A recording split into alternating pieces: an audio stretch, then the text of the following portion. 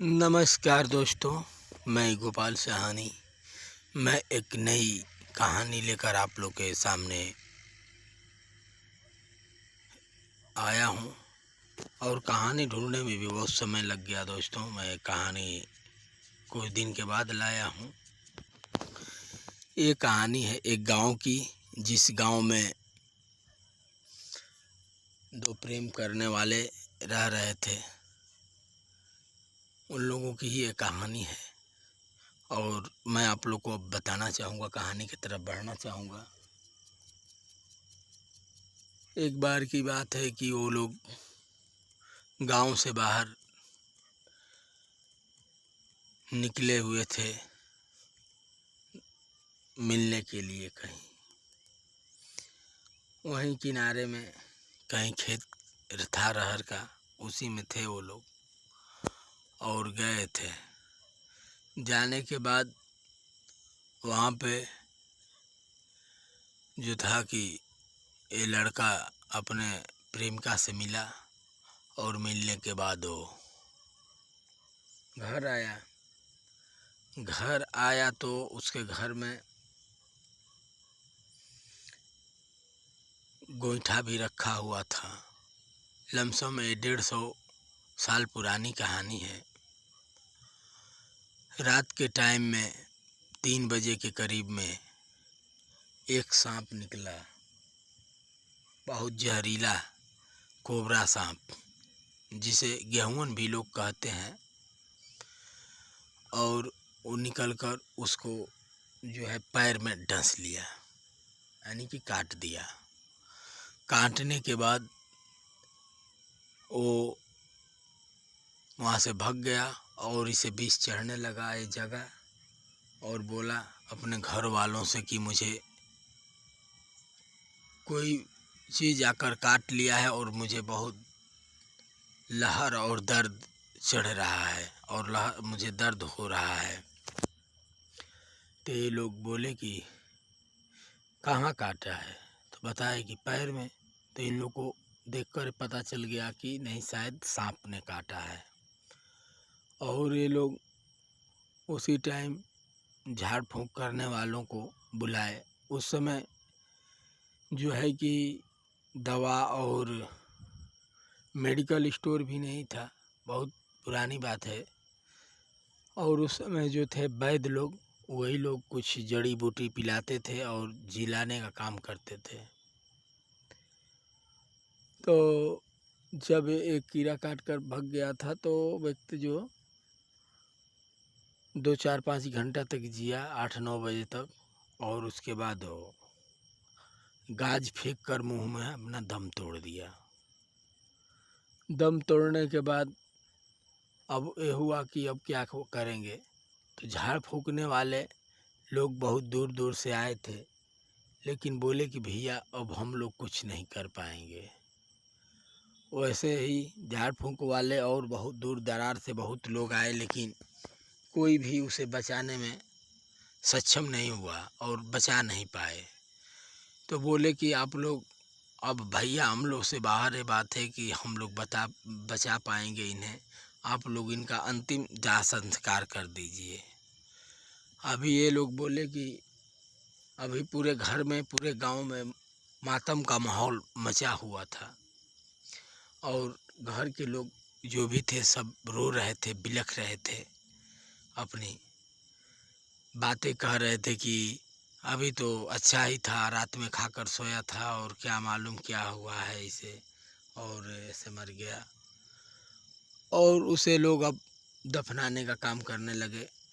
तो उस समय जो होता था कि केरे का पेड़, जो भी कि सांप काटती थी लाशें, तो केरे का जो पेड़ होता है उसे ही काट कर और उनमें ही बांध कर और दफना दिया जाता था, ताकि ऊपर ऊपर जाए और कोई जो झाड़ फूक वाले मिल जाएंगे तो शायद बचा भी लें। इसलिए से उसे जो है कि केरा पर बांधकर और शाम के टाइम 3-4 बजे के करीब में दफना दिया गया नदी में। और दफना देने के बाद सभी लोग वहाँ से अपना नहा धोकर घर चले गए मातम मनाते हुए। सबके चेहरे पे बहुत खामोशियाँ थी वहाँ। और वहाँ से सभी लोग चले गए और लाश दफनाए तो नदी के मार्फत धारा से बहते हुए आने लगी दूसरे तरफ। आते आते वहाँ से लमसम 10 या 12 किलोमीटर के दूरी पे वो लाश चली आई, इसलिए कि पानी का तेज़ बहाव था। इसके वजह से वो लाश बहुत तेज़ी में बह रही थी। वो आकर शायद 12-1 बजे के करीब में नदी के किनारे एक बहुत भारी बरगद का पेड़ था, जो आप लोग देखे होंगे आज भी कि उन लोगों का जो बरगद का पेड़ होता है उसका बिरोह जो होती है उसमें से लटकने वाली वो सब आकर ज़मीन में लग जाती हैं और फिर नहीं काटने पर वो पेड़ के सरीका उग भी जाती हैं, लगता है कि वही जड़ है। वैसे ही नदी में लटका हुआ था बहुत ज़्यादा, और उसी में आकर वो फंस गया। उसकी लाश फंसने के बाद वहाँ पे बहुत ज़्यादा मच्छर थे, और मच्छर इतना थे कि क्या बताया जाए।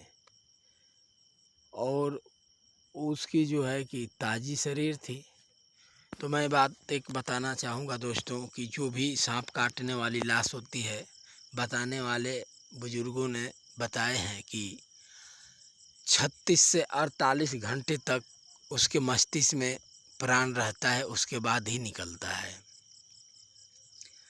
तो वहाँ से वो जब लगा तो 12-1 बजे के करीब में उसी बरगद के नीचे आकर उसके बिरोह में फंस गया था। वो फंसने के बाद उसे मच्छर ने काटना शुरू कर दिया, और जितने मच्छर थे काट रहे थे, और नदी में सांप के जहर की वजह से सभी लोग मरकर बहते हुए चले जा रहे थे। इतना मच्छर काटे उसे, इतना काटे कि 4 बजे भोर तक उसे काटते ही रह गए। पूरी रात काटे 12-1 बजे से। और सभी मच्छर जितना थे वहाँ पे सभी लोग मच्छर जूझे थे, और काट काट कर सभी लोग पानी में दहकर चले आते थे बेहोश होकर, भीख से मर के, इसलिए कि पूरे शरीर में उसके विष फैल गई थी और पूरा शरीर नीला पड़ गया था विष की वजह से। और जब वहाँ से जब मच्छर काट कर सभी ख़त्म हो गए तो पूरा विष उसका ख़त्म हो गया, इसलिए कि सभी मच्छर ने उसका विष चूस लिए थे। और वो जो है कि अपने होश में आ गया और वो ज़िंदा हो गया। और ज़िंदा होने के बाद देखा तो मैं पानी में हूँ, केरा के ऊपर बांधा हुआ हूँ। उसे तो मालूम पड़ गया कि मुझे ऐसा हुआ था कि किसी ने काटा था और मैं मर गया था, शायद ऐसा उसको प्रतीत हुआ था। और जब उसको पता चला कि मैं फिट हूँ तो पानी में हूँ, तो उसको तुरंत बाद उस केरे के ऊपर से निकला और बिरोध आकर उस बरगद के पेड़ पे चढ़ गया। चढ़ने के बाद वहाँ से जो 1 आध घंटे की रात थी उसी जंगल में बिताया, क्योंकि नीचे बहुत सारे जानवर थे। अभी रात थी कुछ, इसके लिए से बरगद पे बैठा था। और बैठने के बाद जब सुबह हुई उस पे से उतर कर अपने गांव के तरफ आने लगा। आने के बाद में वहाँ लोग देखकर डरने लगे, क्योंकि वो निंगा था। उसे सभी लाश जो भी दफनाई जाती हैं कुछ वस्त्र नहीं रहता है शरीर के ऊपर, सिर्फ कफ़न रहता है। उसी कफ़न को लपेट लिया था ताकि लोग देखेंगे तो पागल वगल नहीं कहेंगे, और वही कफ़न लपेट कर अपने घर की तरफ चला था। जिस रास्ते में जा रहा था सभी लोग देखकर उसे डर कर भागने लगते थे कि अरे ये कैसा आदमी है जो कफ़न लपेटे हुए जा रहा है। जब भी सभी लोग देखकर उसे हैरानी से देख रहे थे, जब गांव के करीब गया तो वहाँ के लोग देखे तो अरे कौन आ रहा है, वो तो वही लड़का है जो कि मर गया था कीड़ा काटने से। और लोग देखकर उसे भूत भूत कहकर भागने लगे। भागने लगे वहाँ से। कह रही भूत आ गया, भूत आ गया। और ये बोलने लगा, कह रहे मैं भूत नहीं हूँ, मैं भूत नहीं हूँ, मैं वही हूँ जो कि आप लोग दफना दिए थे मुझे। तो कैसे भी हिम्मत करके, दिन का समय था तो 2-4 लोग पास आए और पूछे कि बता पहले तू अपने कैसे यहाँ पर आया है। वो बोला कि मैं एक बरगद के बिरोह में अटक गया था और वहीं पे इतने मच्छर थे सारे कि हमें काट काट कर बुरा हाल कर दिए हैं, और वहाँ से लग रहा है कि सारी बिख खींच लिया हमारी और हम अच्छे हो गए हैं। और इसके लिए से मैं वहाँ पे कपड़ा नहीं था तो मैं कफ़न ही लपेट कर आया हूँ। तो वहाँ से जब सभी लोग बात समझ लिए तो उसे अपने गांव में जाने दिए। और आप लोग को दोस्तों ये वीडियो कहानी कैसी लगी? जो आप लोग को कहानी अच्छी लगी हो तो चैनल को सब्सक्राइब कर लेना ना भूलिएगा, और वीडियो को लाइक भी कर देना यार। कितना मेहनत से ये सब कहानियाँ ढूंढ कर लाता हूँ। नमस्कार दोस्तों।